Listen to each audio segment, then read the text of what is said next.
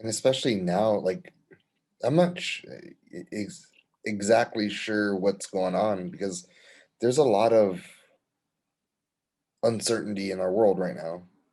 Yeah. And not just with COVID, but the things that are happening, and people are starting to really open their eyes to how the world really is run. I think, if anything, this Wall Street bets opened up a lot of people's eyes.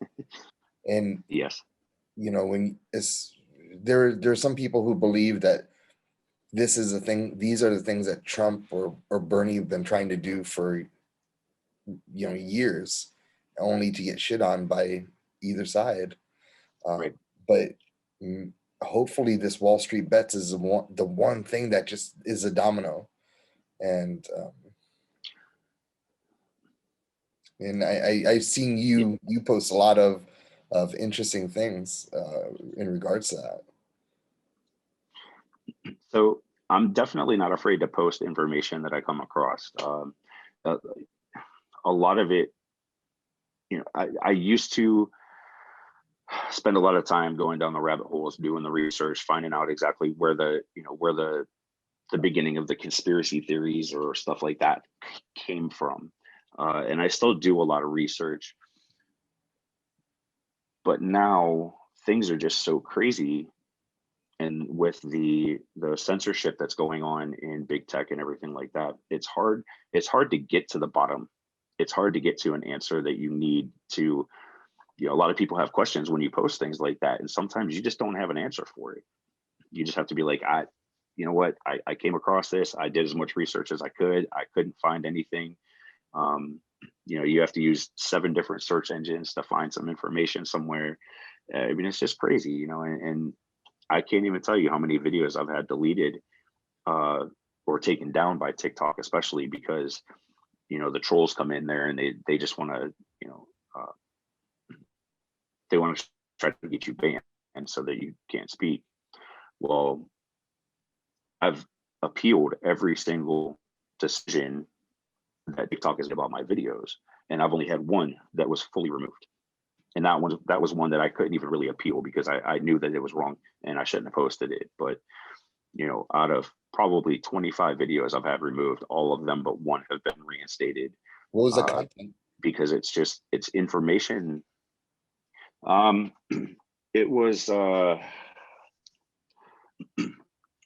it was a leaked video from a Zoom call, uh, with government, federal employees of BLM and Antifa, and there was a Sunrise Project or something like that. I can't remember exactly what the name was, but they were members of those organizations, and they worked for the federal government, and they were talking about the coup attempt on the 6th, and they were planning for it.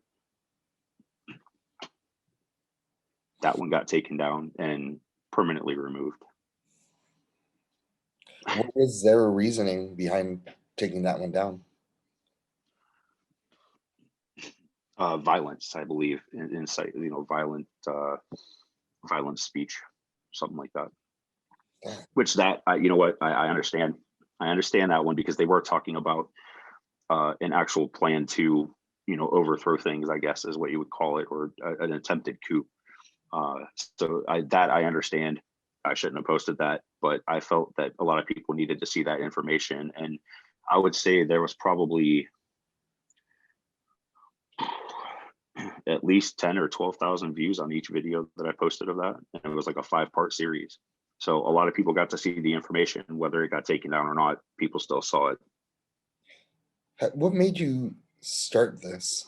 Because there's a lot in there's y- following you is different from following other people, because it seems like other people are just trying to shock people, and it seems Yes, from the outside looking into your account, it seems like you're trying to educate people, and yes, absolutely. you won't scrape to the bottom of the barrel to get some views, is what I've Right. noticed. Um, Yeah, what that's made very true. you decide, like, you know what, I want to start this, and if people are open and receptive to it, awesome because it helps out the world. Well, so here's the funny thing. I was a Democrat growing up as a child. Me too. Um, My dad was a hippie. and then okay. So, He's from New and York. then I went to like yeah, then I went to like a liberal slash, and now I think I'm actually registered as an independent. Um, but I have right leaning values, conservative values. So there's a lot of misinformation. There's a lot of people telling me things, that I'm like, dude, that's crazy. There's no way that that's real, And then I look into it, and it was something from 2019, you know, and they're trying to post it off now to get that shock value that you spoke of, and It it's pisses me off misguiding. no end.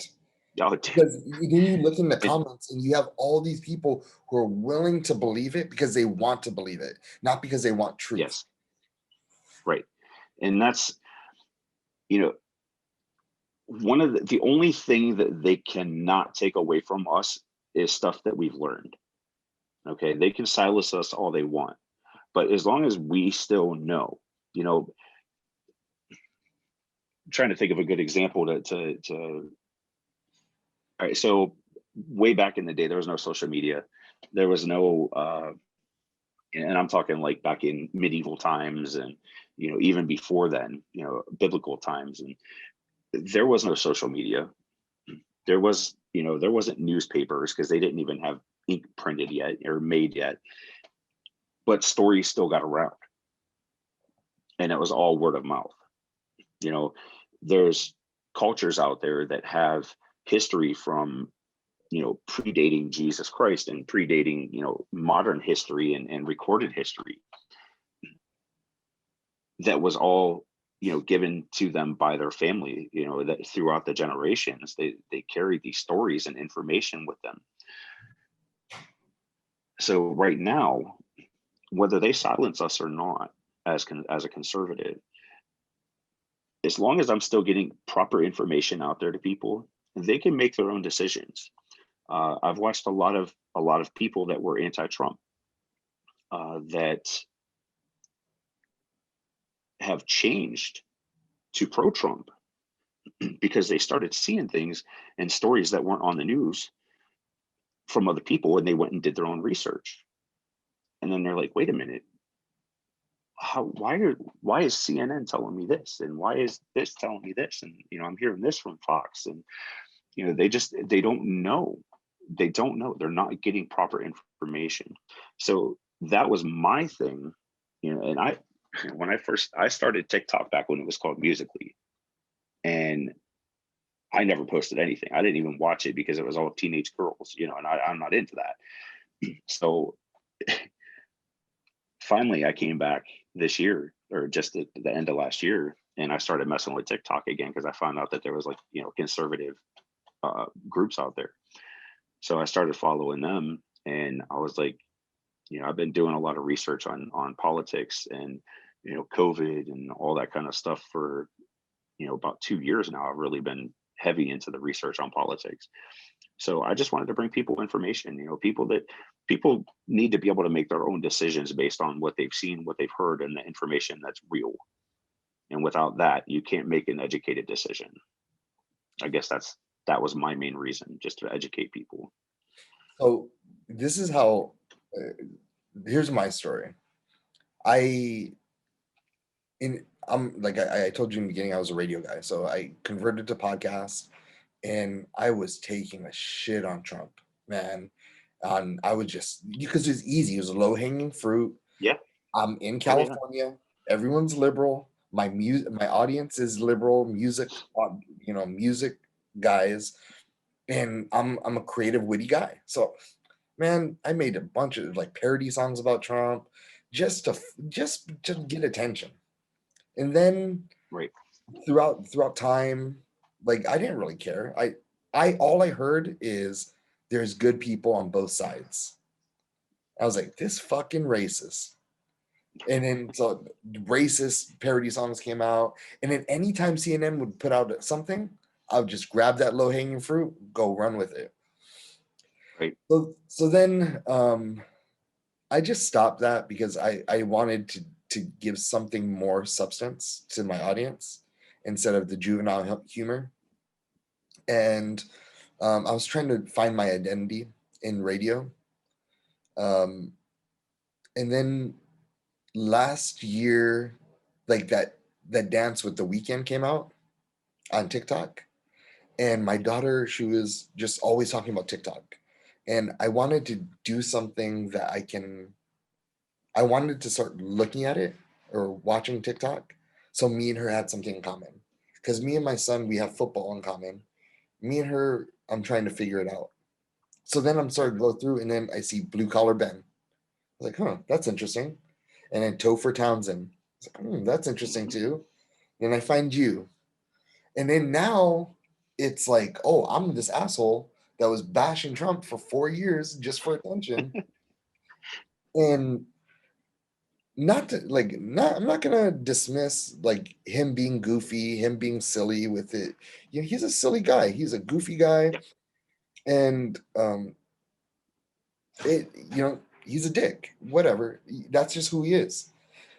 But if you look past that and see what he's trying to do, I was a Bernie bro. So I was so upset. Like when Biden got the nom, I was like, they fucked Bernie again. Oh my God. Yeah. I was like, Yes. they did it again. And I was just upset.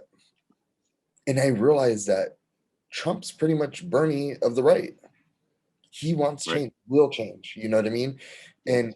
And maybe the change I was looking at with this socialism, democratic socialism, probably wasn't the best idea. And these ideas are a little bit more up my alley.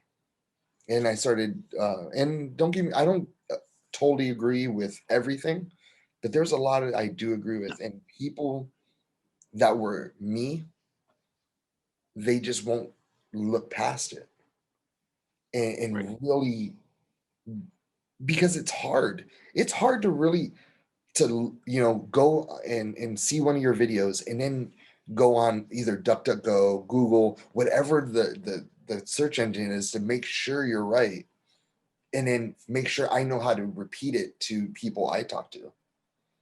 And so when people say research, it really is research, and it's really hard. And if it's easy for you, that means you're doing something wrong. And Right. that's That's exactly it. The best information is hard to find. yeah, Hey, hold on one second, man. My yeah, yeah, no my problem. head, my headphones are messing up here. They're Okay, okay.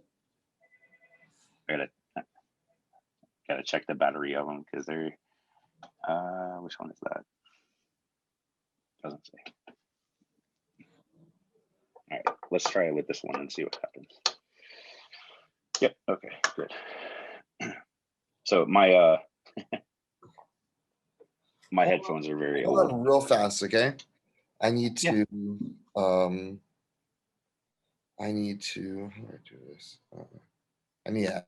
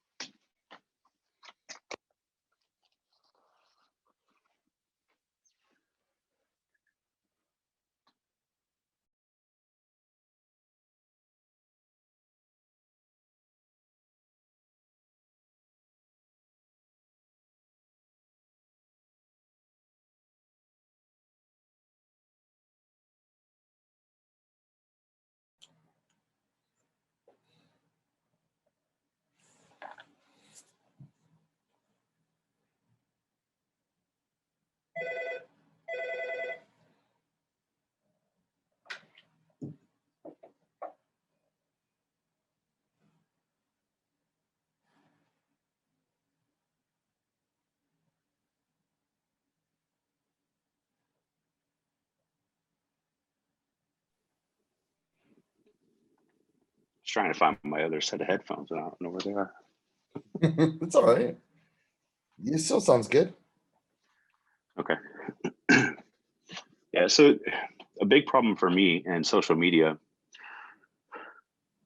is that my organization that I run, the chapter that I run, but the organization as a whole, we're not allowed to side with anything. So like I can't bring religion into what we do. Mhm. I can't bring politics into what we do. Because if you do, then there's a chance that you could lose the 501c3 and all that stuff. Yeah. So I have to make sure that people understand that the politics is my personal idea, is my personal preference. It has nothing to do with the organization, which I'm even scared sometimes to post things about the organization on TikTok, because I don't need some trolls going and trying to cause problems for the organization, and they would do that. So I try to be careful with what I post, with the SHP thing that I posted on there. I kind of tried to do it from like an outside perspective, Mhm. so that it wouldn't be associated with my account, other than, hey, I was at this thing and it was kind of cool. Yeah. But it's a shame that we live in this world that we live in right now, and that politics. All right, so you were talking about Trump. I was not pro Trump when he first started running. I thought it was a joke. I'm like, I don't like this guy. I don't like his attitude. I don't like the way he speaks to people. I don't like the way he speaks about things. Yeah. But the more he did it, and the more I saw how people treated him for doing it, and how the media was one-sided and the politicians were out for themselves, I started thinking, I'm like, man, why don't this guy just get off of Twitter, man? Just stop posting on Twitter. Like, just stop. But then I realized that's the only way he was getting information out there to the public. Everybody's telling us, oh, well, he said this and it means this. No, he's on Twitter every day. He was on Twitter posting information for you and I, the American public, so that we could decide for ourselves what was going on. It's the first time that we've had a president that was able to speak with everybody all the time. And it's the only time that we've had somebody that we've actually had information from on a daily basis like that, which was great. And it circumvented the media. So that was Yeah, his that's what voice, it and it was. was It great. wasn't no spin, right or left spin on it. Right. It was just his feelings on the subject. So when they took that away from him, I mean, you've seen what's happened. There's all kinds of people that are just speculating on what's going on. And that's how we were for decades. We had no idea what was going on in the government. Mhm. None. Just what they told us. And they're in charge of everything that's telling us. So of course we're not getting proper information. So the reason that I did vote for Trump was because he wasn't a politician.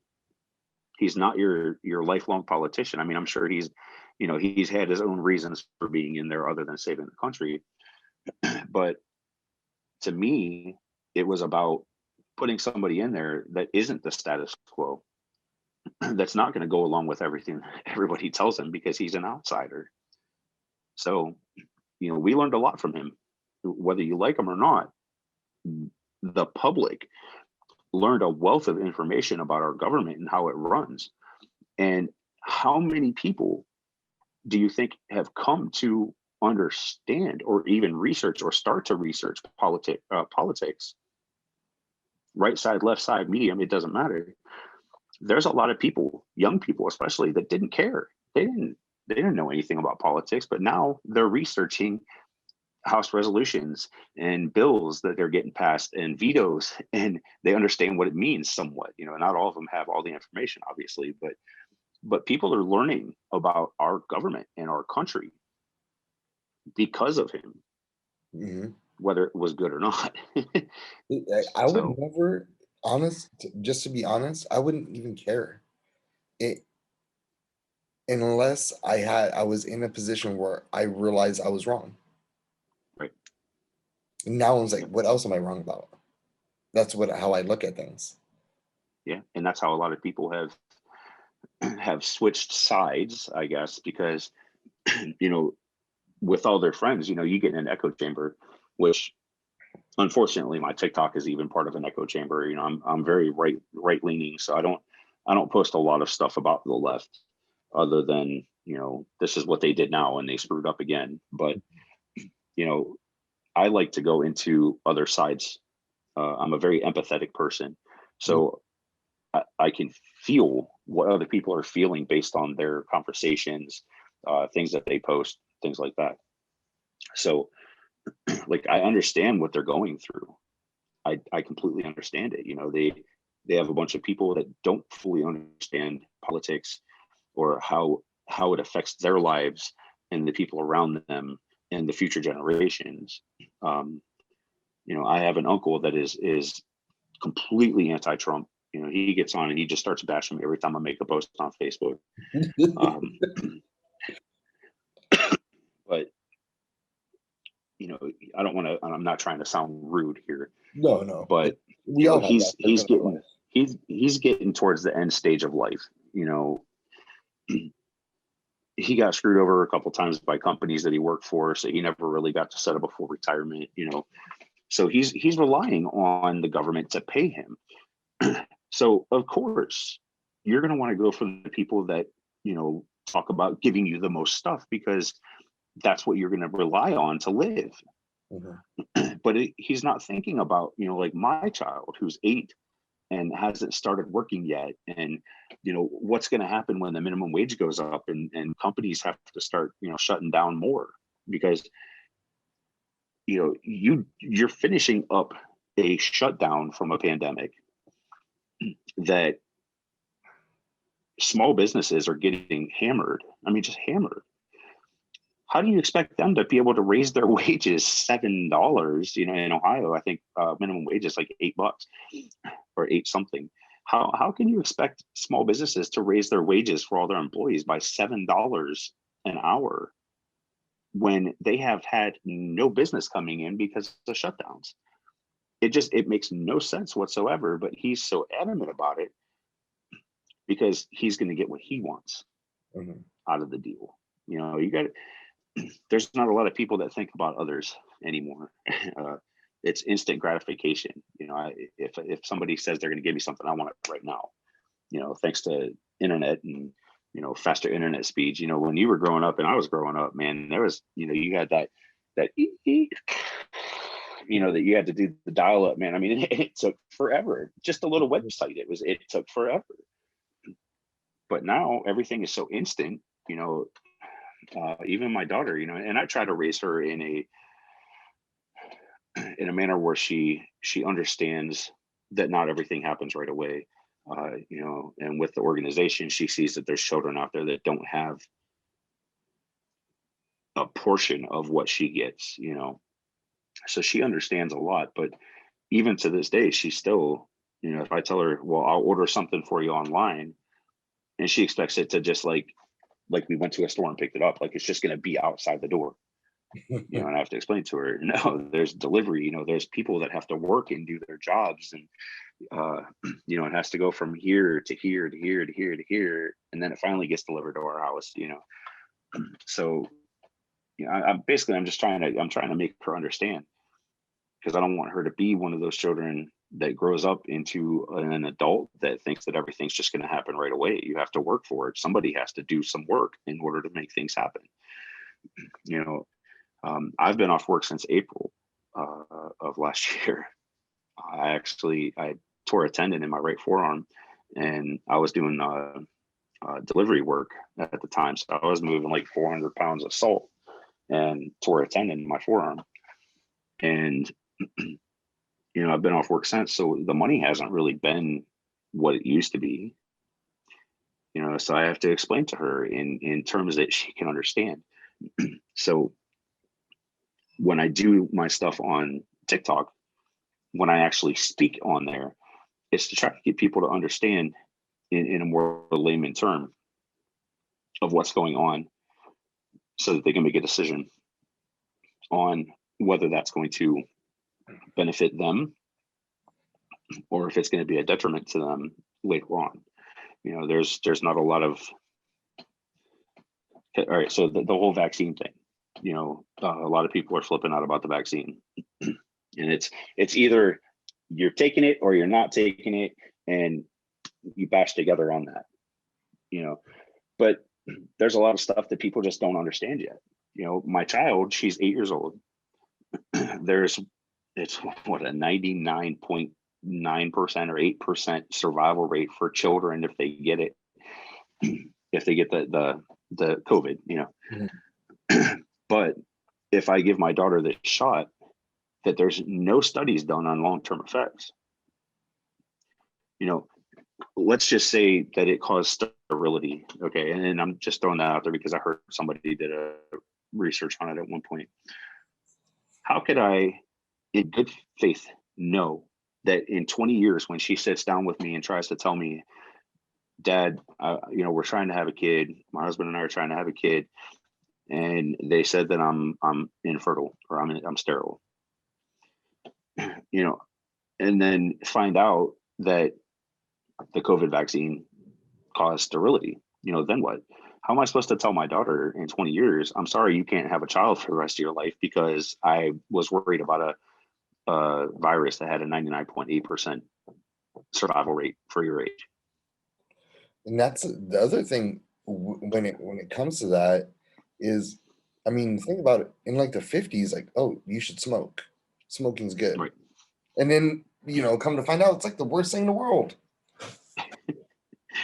And now they're even saying that having the nicotine in your lungs is preventing COVID from sticking to those receptors. So there's no definitive answer yet on anything. So it bothers me that we're trying to make permanent solutions for a temporary problem. That's a trip because I had COVID twice, right? I had it back in 2019, and then I had it in 2020, December, both Decembers. So the first time I had it, the worst, like I had a bunch of like hot flashes, and like my fever was 103.7. Never had that in my life. Like to a point, I really thought I was gonna die. And I stopped smoking. I was a smoker. And so I felt it a little bit in my chest, but not that much, just enough to know that I didn't want to smoke. You know what I mean? While I was going through it. So this next time, a year free smoking, I feel it like, really? Yeah, like it was so. And when you said that right now, it was like, aha. So maybe there's something to that then. Yeah. I mean, it's, there's just so much stuff that we don't know. And everybody's, again, I'm a conservative leaning independent, but, you have all these people that are claiming science, science, science, listen to the science, listen to the science. I just posted a article on TikTok today, shortly before I got on here with you, about the emissions and stuff, the lower emissions and lower greenhouse gases and everything that we've created since COVID lockdowns and shutdowns and stuff. So we've reduced pollution so much that the earth is actually heating up. Which is it? Like, is it because we have too much pollution that's causing it to heat up, or is it because we have too little pollution now? The stuff that goes into the air, like the soot and all that stuff and the sulfates, it actually creates kind of like a cooling effect for the earth. So which one is it? Which are we heating up the earth? Are we cooling down the earth by doing that? Are we, you can't have it both ways. So what are we going to do when it gets to a point where we're all electric, everything is electric vehicles, we have clean energy, clean power, what's going to happen at that point when the earth starts heating up again? Because we've reduced the pollution in the air. I'm Are we working on going a to have to go story back right to now that what's is, that? I'm working on a story right now.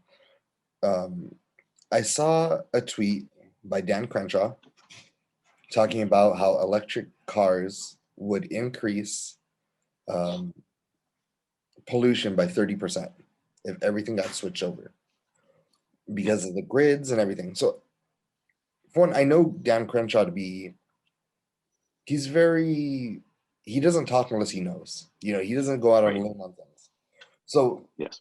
that brought my attention up. So I started looking into it. And god damn it, he's right. Yeah. Yeah, And not only absolutely. is it I mean, if you trace it through the lithium pits, then you go through those batteries can't the lithium can never just be gone. No. You cannot dispose of them. So then we're gonna have at least with the metal and the combustion motors, they can dissolve, Yeah. but Yeah, not we can recycle them at least. Yeah. yeah. Yeah, it's So amazing. I'm trying You to know, work on that. people And don't so you think, like, well, how did we get this in our head? And it goes back to the media. The media puts this idea in your head through pictures that when you think of a car, like, our cars, or I would assume, I don't have an electric car, you think of the tailpipe and all this black dust coming around and polluting everything. And they show you a picture of Los Angeles with everything's real condensed. Um, and then they show an electric car going so smooth. All you have to do is plug it in. right. They bamboozle us. Oh, yeah. Yeah, I mean, think I can't even tell you how many times I've had an argument with somebody who's like, "Oh, well, electric cars are the future," and blah blah blah blah. Well, I get that. I can see the benefits of them. However, what are you using to charge your car? Well, I plug it in. Well, okay. Well, where's that energy coming from? Oh, well, we use hydropower here at, in this state, or wind, a lot of solar power or whatever. And so I do the research for them because most people don't. You know, 85% of your state is run by coal power. Well, in Yeah, let they're telling you hydropower, but only 5% of your gross power supply. in the turbine, what greases the turbine from going around? Oil. That's And that's you another know one. how They much don't get oil it. those things leak, and they cause so Yes. much pollution, it's not even worth it. Right. And uh, you cannot recycle wind turbine blades. You can't, no. So they just sit there, in the ground. So, people don't understand, the whole gas line or pipeline, oil pipeline or whatever. Uh, people are so upset about it. They want it shut down. Oh, I don't want oil going across this reserve or whatever. Do you understand what happens when you don't have that pipeline? All right, so They don't. you're running a pipeline across. Yeah, you're running a pipeline across the ground. The ground is a much easier containing vessel for a spill than the ocean is. Hmm. Guess how that oil is going to get here if it's not through that pipeline? It's going to come through semis, trains, ships. So the next time that they have a spill in the ocean that would have came through the pipeline instead, what's it going to be then? What's their excuse going to be? Well, we can't clean this up, or it's hard to clean it up, or so much life, wildlife has gotten ruined or dead or whatever. It's your fault. You shut down the pipeline. And then they the trains, they say they're electric engines. Yes, but also no, right? It's They're also diesel. the electric engines are run by a coal or a gas that Yeah, generates electricity for the electric engine. So it's the same. right. It's both the same. Yeah, yeah. So like, the only trains that I know of that are like pretty much all electric are ones that are in like passenger subways and stuff like that, as far as I know. The majority of your engines for the trains are ran by diesel, or like you said, shoveling coal into the fire, back in the day was a huge uh, energy source. But right now they're run by diesel. All these big engines that you see, it just have like massive diesel engines sitting inside that's burning up all this fuel. Now, the truck that I drove was an F550 with the California emissions. Dude, I could stand right next to the tailpipe and breathe. Like, I couldn't even smell the diesel fuel burning, nothing.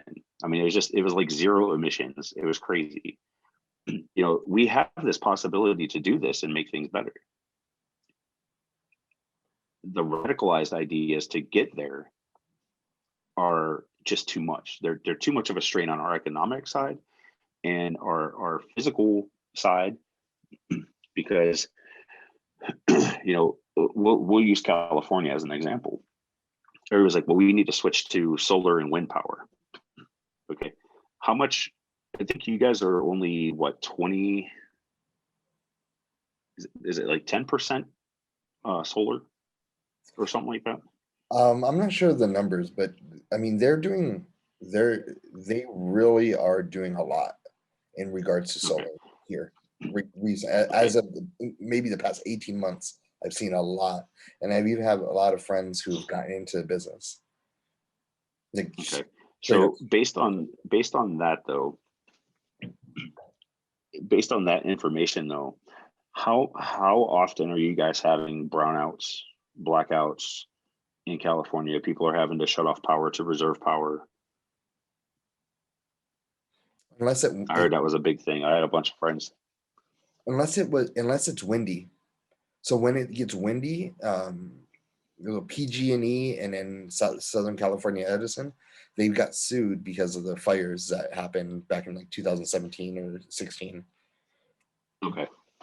And so that See, and that's something that was a misinformation on my part, so I apologize. no, That's I would. listen. It might be happening in NorCal, but I'm in Southern California, and I haven't witnessed it. I Okay. haven't experienced it. Okay. Yeah, I had a lot of friends that live out that way from some of the video games that I play and stuff, and they were telling me that they're having like a ton of brownouts, and um, they were having to like save on energy so that it wouldn't be too much of a drain on the system or something. Um, I because think I mean, solar we were power talking is about that in the summer. It was hot, and okay. too many people were using Yes. the air conditioning. It didn't Right. affect me per se, but Okay. I did hear some. So okay, so let's just imagine that you go all solar power in California. There's without having a absurd amount of storage, which is lithium and all that kind of stuff. How are they going to supply an entire state the size of California with the population that you guys have on reserved power? Yeah, I mean, it's not feasible. Not at this point, at least. mhm. So people just don't understand that. They think that California is I've had a lot of trolls come in my TikTok talking about the energy because I made a post about the pipeline, and it wasn't even about the Keystone pipeline. It was just pipelines in general, and everybody just thought that it meant Keystone, so they were coming in there arguing with me about the Keystone pipeline. Oh, well, oil is different from gas. Well, yeah, What is the it argument? is. What is their argument? The About the people who Keystone don't, pipeline, yeah, mostly because environmental. it went across. What's that? Just environmental. Environmental, and it went across a plot of land that belonged to an indigenous people. Hmm. Um, so that's like the big thing, I guess, is that they just didn't want it going across the land for the environmental reasons, and that and that whole argument is just null and void because of the damage that it could cause by transporting it in other ways. Like I said, if the pipeline breaks, you can contain that oil on the ground. If you go in the ocean, it's a lot harder to contain that oil spill because it's just going to go and go and go and go and spread through the water. And they don't understand that. They don't think about the step after shutting down the pipeline.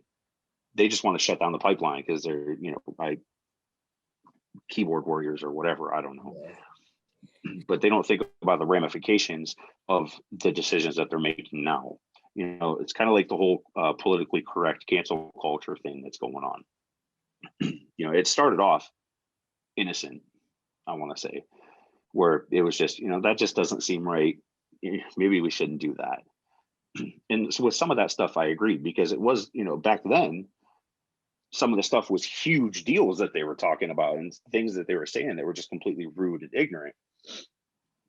But as it's continued to evolve, did you know that Bernie Sanders is now the epitome of white privilege because of the mittens and the coat that he wore at the inauguration? Yeah, I saw that. I read Yeah, the article. yeah, it's awful. I You mean, just how does people like that guy that wrote that? How does how do people not cancel him? Like, and how do people not realize like what everything that's happening? It is, and I know that people say it, but it truly is meant to divide us. It's truly meant to divide us because none of it is right. Oh, there goes my. Hold on. We're good.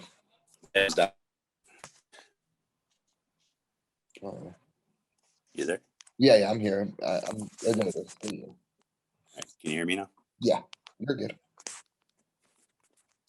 I'm gonna have to mute myself while you speak. Okay. Okay. Yeah, my headphones died, so I had to take them out. It's not bad. Yeah, it's getting to The audio's good.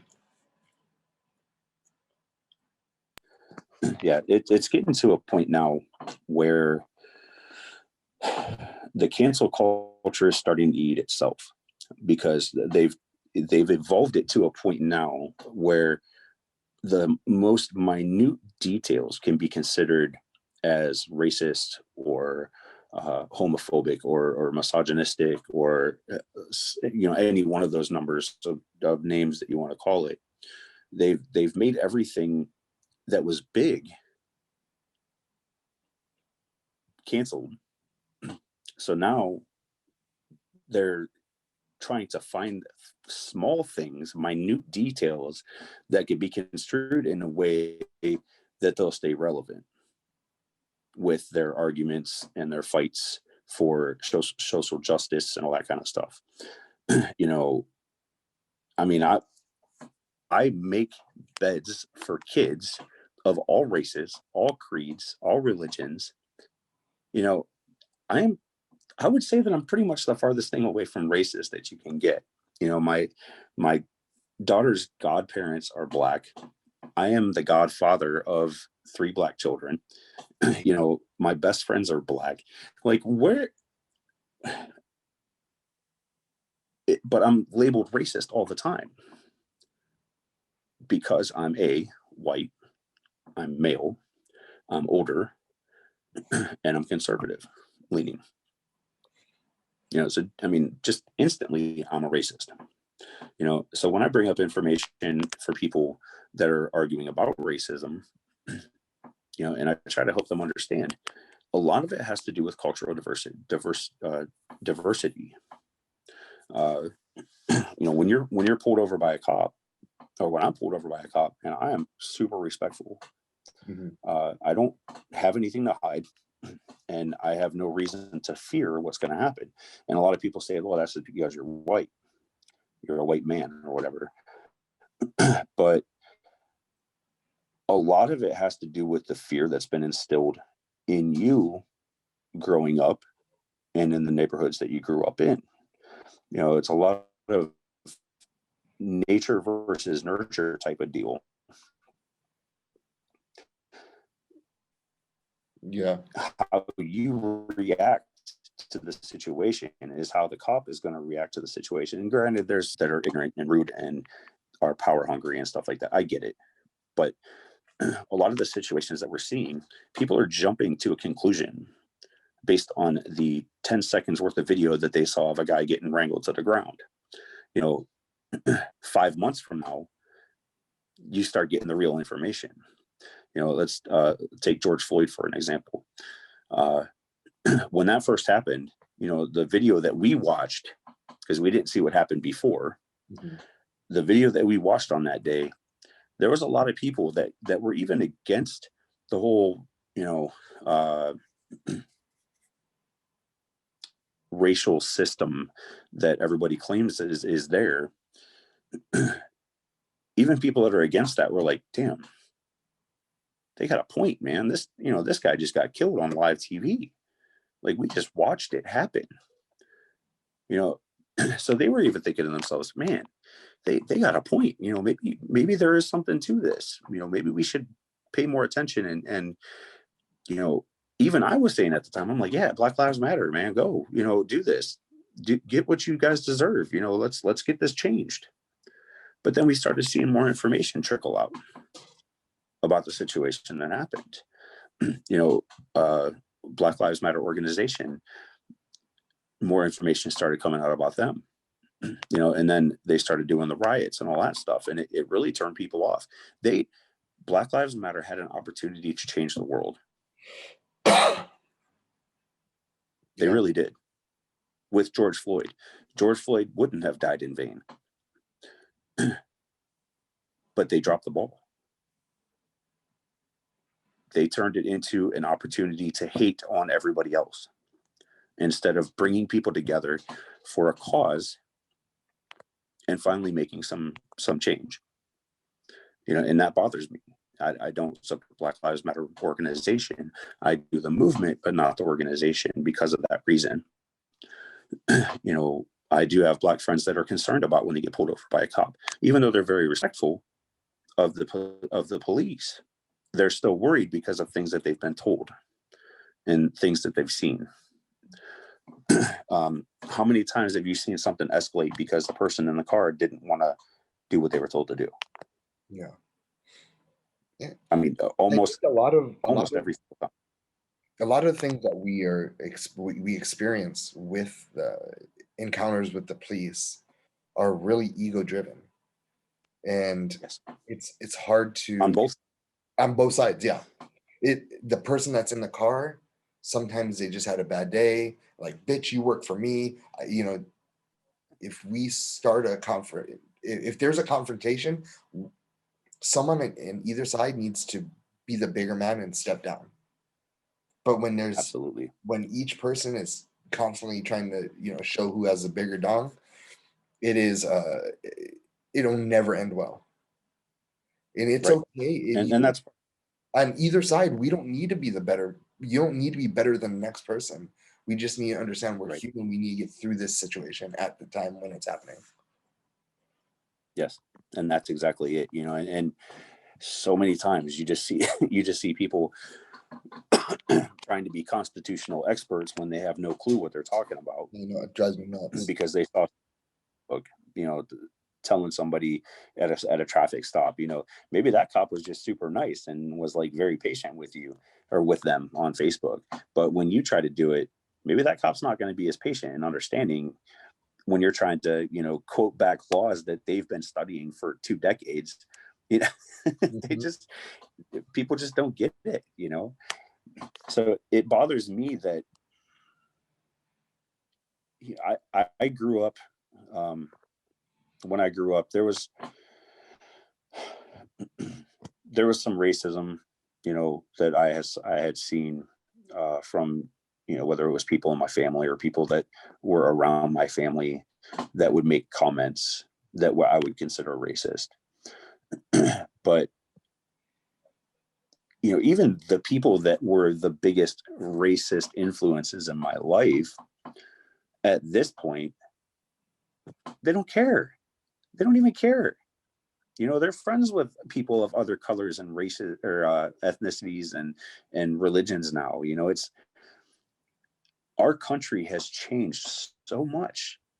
There's so much opportunity out there, and me as a foreman for a long time in businesses that were mostly ran by people coming out of the CCAs and stuff like that. As soon as they get out of prison, they had an application in their hand for the place that I was working. So I had an opportunity to change lives, not just lead them in their career. I was going to school at the time online. Unfortunately, I couldn't afford to finish my degree because I was the only person working in the home and wasn't making much. But I went for information technology programming, so I could create software and stuff like that. And I started seeing these people coming in from the streets that had no guidance at all, just nothing. The only people that they had guiding them were people that were in the streets doing the same stuff that they shouldn't be doing to begin with. So I started teaching younger kids that were coming in, especially people with different religions or different colors of their skin.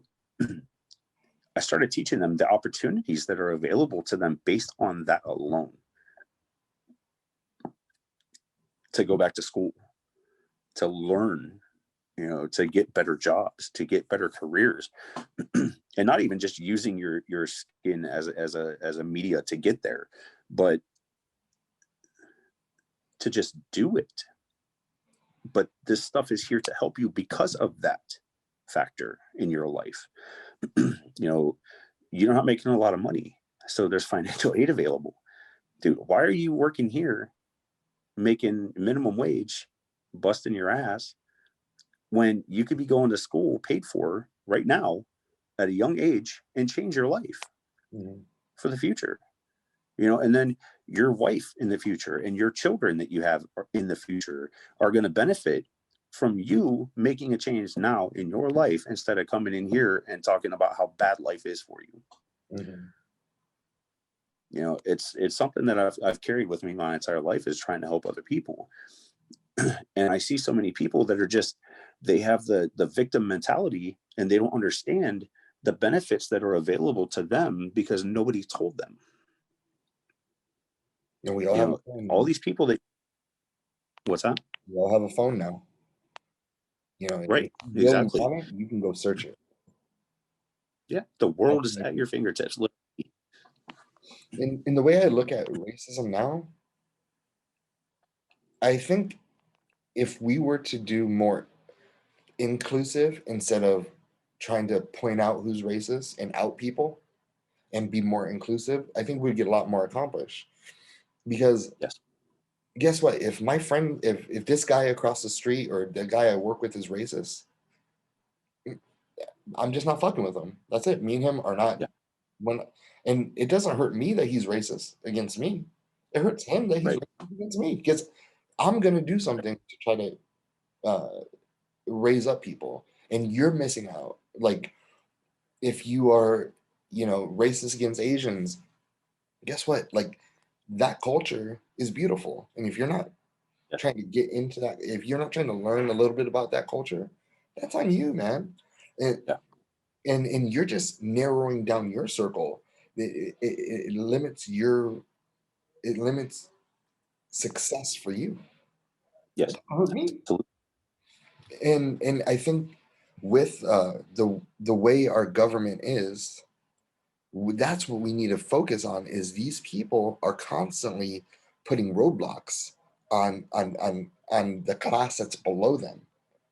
Yes. So it's harder to jump up. It's not like, oh, that guy's white and he doesn't like black people, so that's why. That's not what's happening. Because guess what? The black man comes in there, wants to do business, he throws down his money. Those people that are in the government, they're going to see that money, cha-ching, let's do it. Yes. They don't care if you're Mexican, Asian, Indian. Guess what? Green talks. Yes. On us, on a lower level, we are the only people that hurt from racism is a person being racist. Yes. Yeah. I mean, it's literally their loss. You know, they. I like to say. I heard somebody say it a long time ago when I was younger, and I don't remember who it was. I wish I did, so I could give them the credit. But racism is nothing but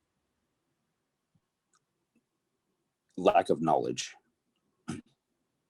That's all it is. You know, when you get the not stereotyping, but when you run into a situation where somebody is racist towards a certain color or a certain person, it's typically because they don't know enough about, they haven't been around that type of person or that race or religion to understand what they go through, what they deal with, the situations that they grew up in a typical, you know, situation for that type of person.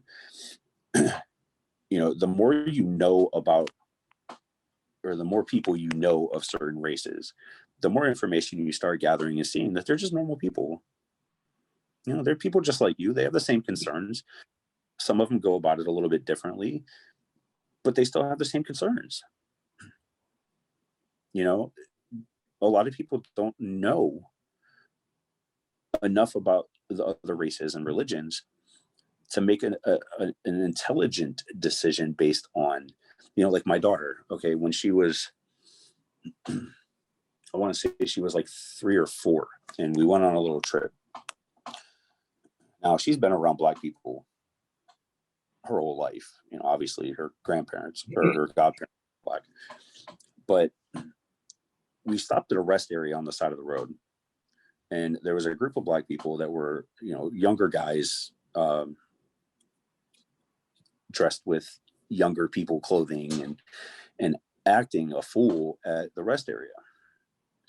And my daughter hid behind me walking to the rest area the whole time. It's not because they were Black. It's because of the way that they were portraying themselves. Mm-hmm. You know what I mean? Yeah. And a lot of people have that situation going on where, you know, my buddy, he's like, well, you know, you don't know what it's like to walk into a store and have a female pull their, you know, clutch their purse in closer to them. So what do you mean I don't? They're like, well, you know, because I'm Black, when I walk into the store, you know, they grab their purse and bring. I said, no, I have the same problem. I have the same problem. If I walk up next to a lady in a car, she's going to lock her doors because I'm a guy. You know, the way that things are happening in this world, you never know. Just because you're Black or you're white, it doesn't mean that people are scared of you. They're scared of you because you're you and you're walking towards them or whatever. You know, I have the same situations happen to me, and I'm white. You know, I burn in a flashlight. So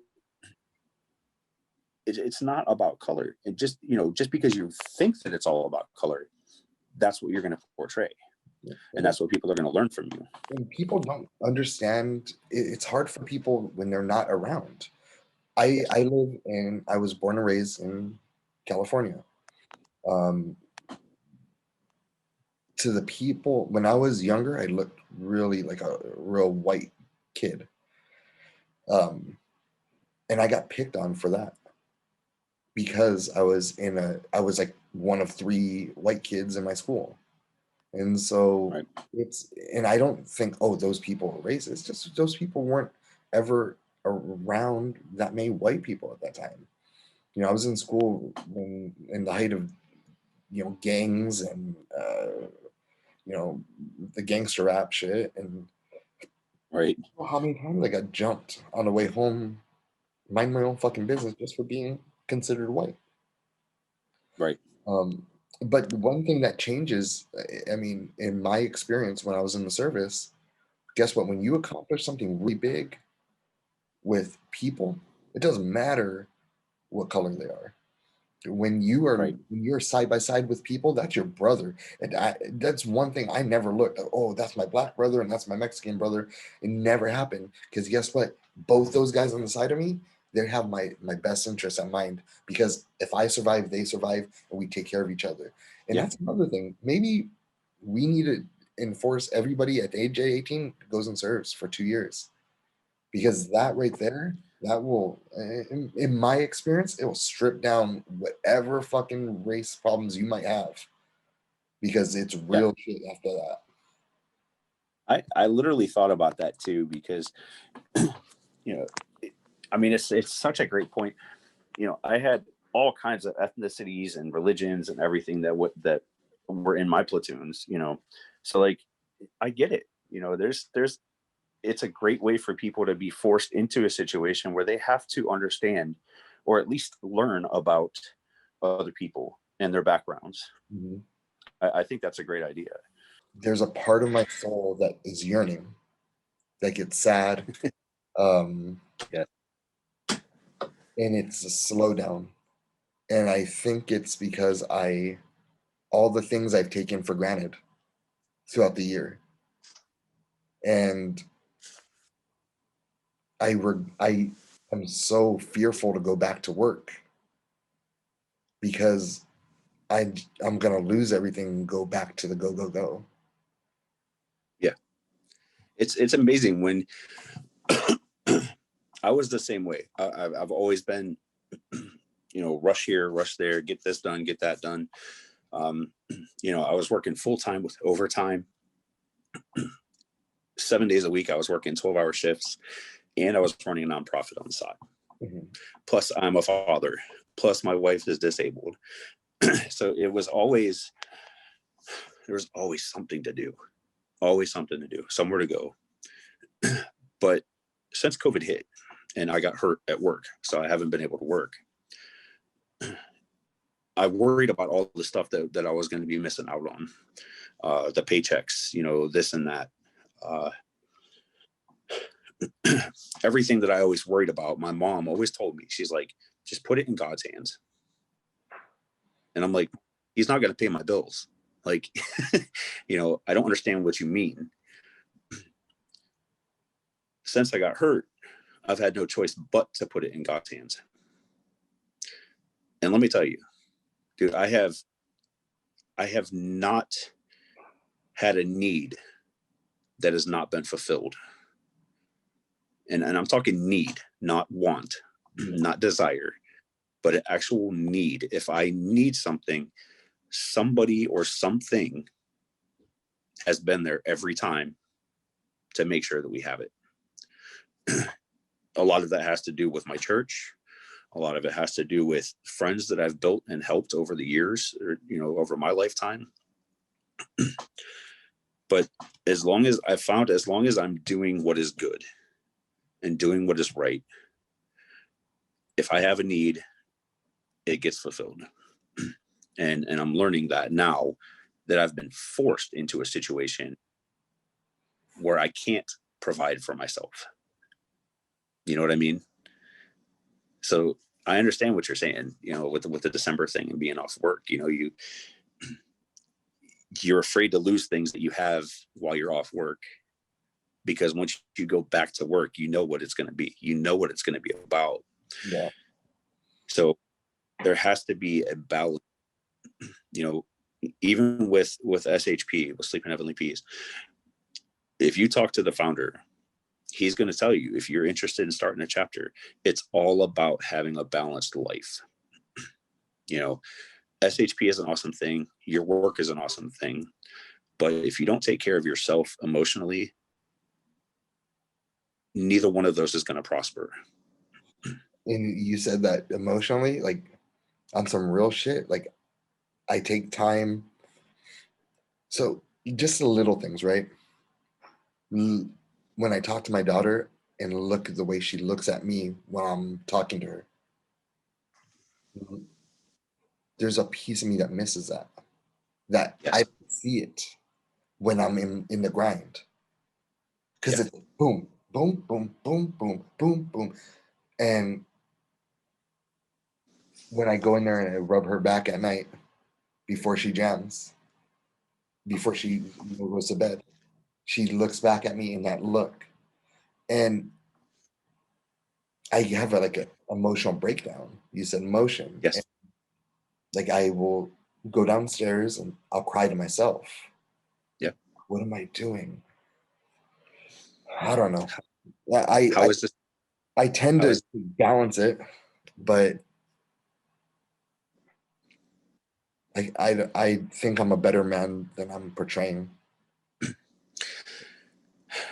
so? And it's just funny because you actually have a psychology degree, but um, you know, Me? things that you just don't. How do you know? Was what I saw your LinkedIn. Oh shit! Okay.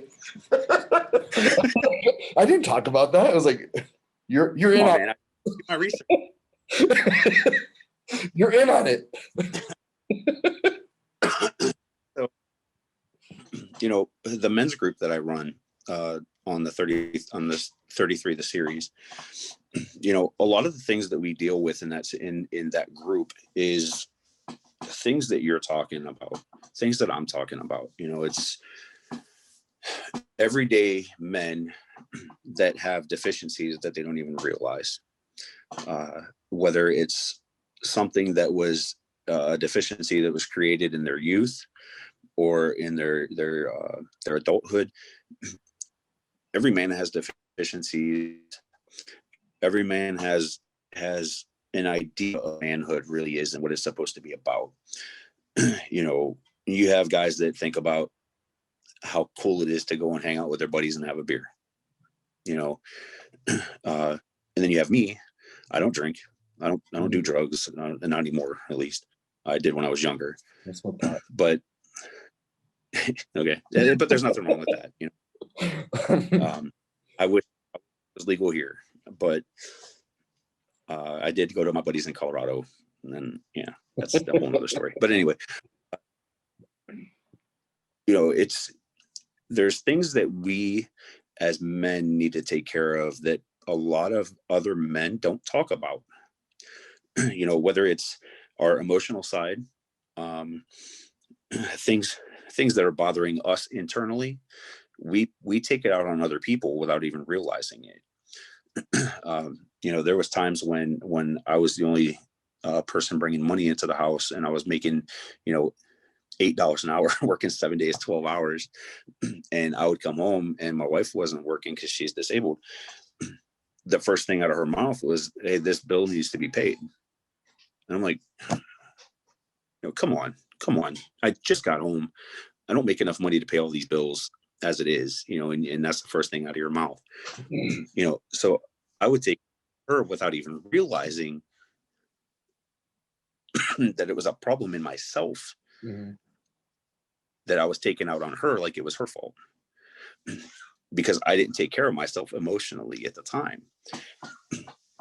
I didn't realize the things that I was doing to other people, or that people were doing to me, the effects that they were having on my life in my own home. And they don't live here. They don't have to deal with this. They don't have to deal with my house and my bills and my get to me to a point where I'm bringing it home to my family. It's uncalled for. So one of the things that we work on is problems that men in the group are having.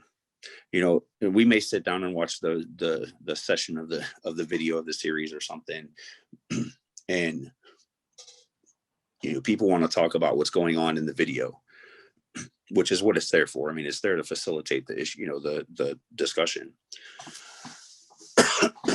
But if somebody comes up with something that doesn't have anything to do with the video that we watched that day, I'm still going to let them talk. There's a reason they need to talk about it, and they feel comfortable talking about it with us. Let them talk.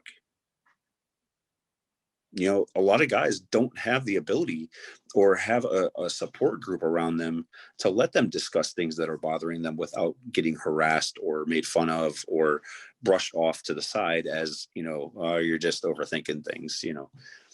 We have an emotional side that needs to be dealt with. That emotional side is also for our kids and our wives. We have to be able to keep a balance of our own life with our emotional and our physical needs. And I'm not just talking about sex, that's a whole situation. But being able to take care of ourselves, mostly emotionally, is going to be a bigger benefit to everybody around you than you could even imagine. Once I started going to this, or running this group, and I started watching these videos, and I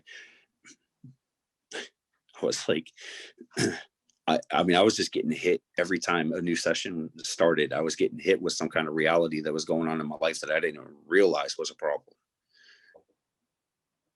And now that I'm seeing these things in a whole different perspective, I'm able to bring it to other men that don't have somebody to help guide them into being an authentic man, or how to fix situations in their relationships, and with other men and with women, their spouses, and their children, especially.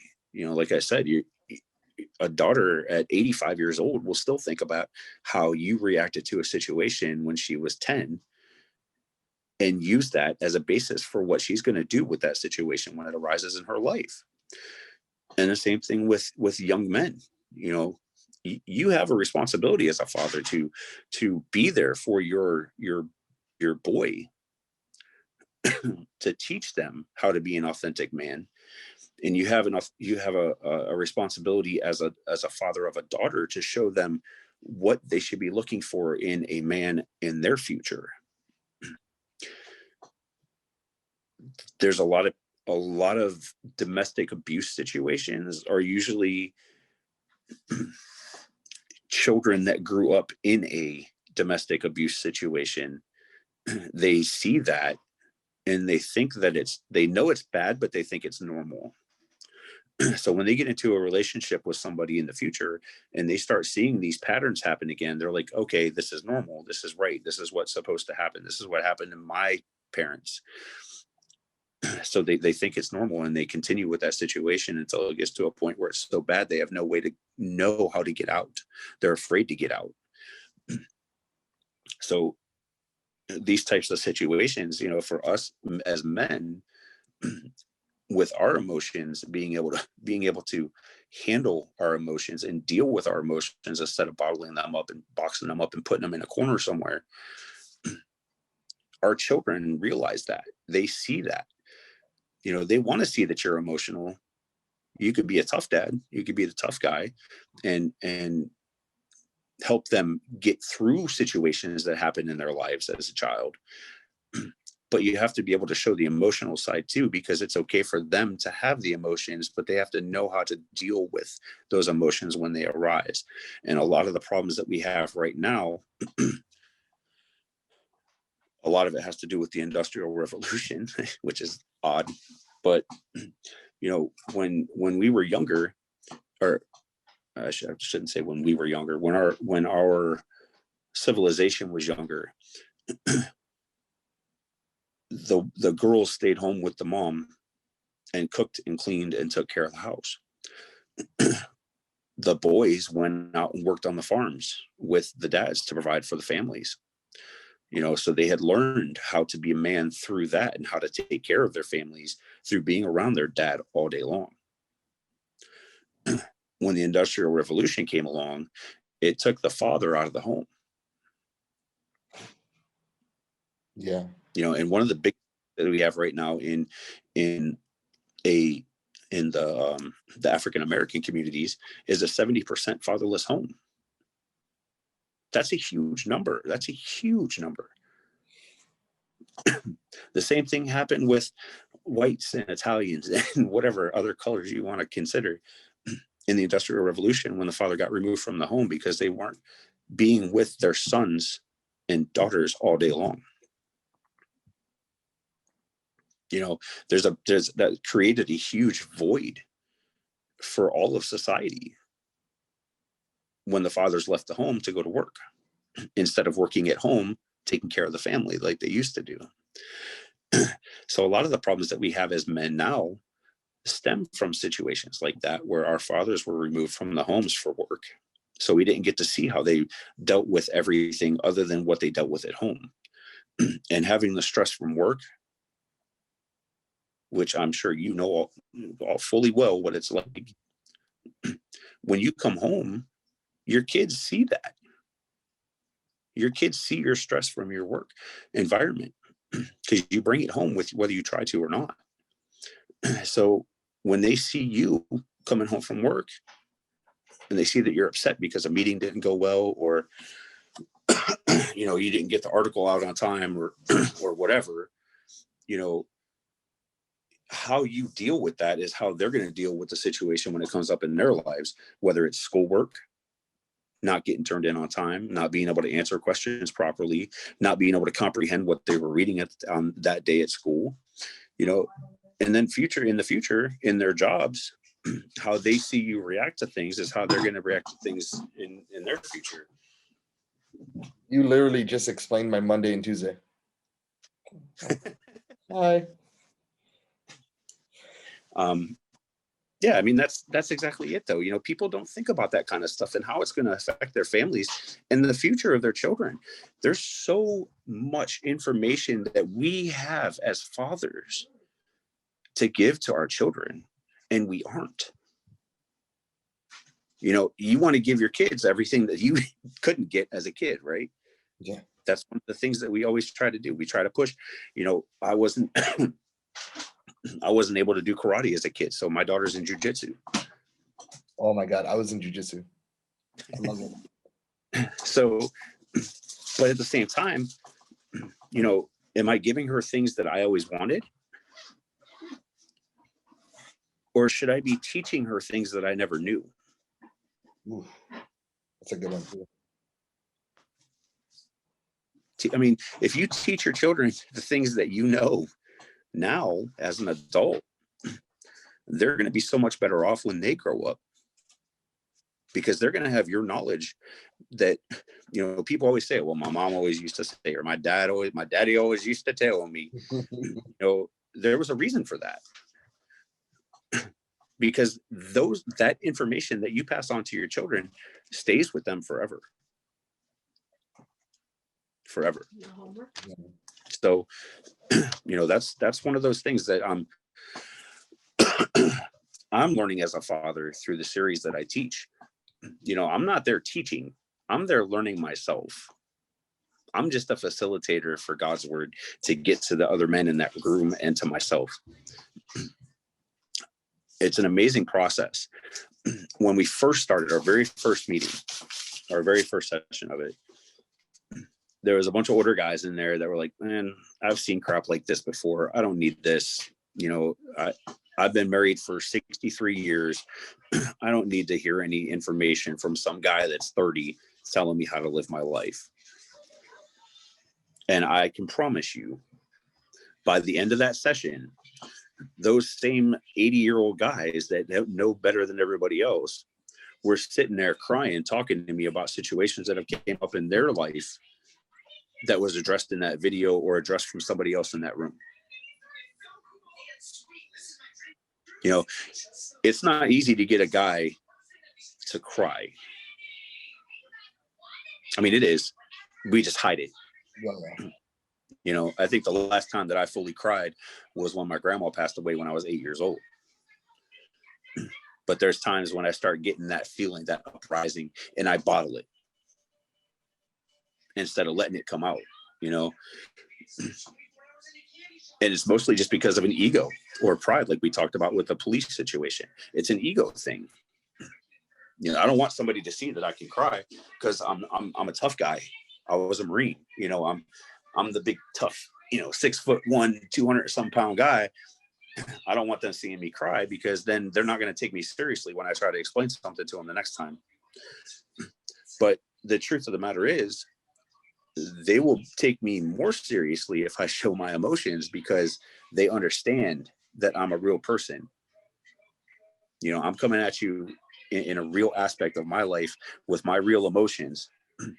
You may understand better the next time I talk to you that it's a situation that bothers me, or that I have problems with in my life that need to be fixed. So you're going to be more susceptible to my information coming from me And you're going to be more likely to talk about the issues that arise in your life as well. You know, we have to have a very good base of support, a very good support team around us as men. You know, you have to be comfortable coming to me with an issue that you have, and I have to be comfortable coming to you with a situation that I have, because we can learn from each other. You can help me and I can help you through situations that arise. And through that, you know, you're gaining more testimony about your life and your situations and your knowledge that you can bring to other gentlemen that are coming through issues that you don't know that well. You know, but your ability to show emotion to other people is going to help them. Can you hear my daughter's thing? No, it's fine. Is that too No. Okay. I cry all the time. But No. it's going to help I'm a you big come pussy. to me. I cry all the time. I'm a big pussy. Like we were just at we went to they have Disneyland, the downtown Disney open, and you can go get the food there or whatever. Mhm. And they're playing a song, a Disney song, and I had my son next to me, and then I was like, man, this song makes me sad. And he says, why? And then I was like, because you're not a little baby no more, and it's over, and I'll never be back. And then wham, I just started crying. Thank goodness I had my hat on and my mask so other people can't see me, but he knew I was crying. I said, I just love you. I just love you so fucking much, man. I love you. And and that was the best time of my life. I take that back. I lied. Huh? I lied when I said the last bride was my grandma. Now that you mentioned that, I remember my daughter was like 3 or 4, again, about that age. And we went to Christmas Eve service at church. And my favorite song is Silent Night, which is funny because the last words of Silent Night are sleep in heavenly peace, which is part of the reason why the organization is named what it is. But we were doing the candlelit thing, you know, it had the little candle, wax candle with the paper plate on it. Yeah. And she had her own candle. It was the first year she had her own candle, and we started singing Silent Night. And I looked down at her and I could see the flicker of the flame in her eyeballs, and she was just staring at me with so much admiration. Dude, I ugly cried in the middle of church.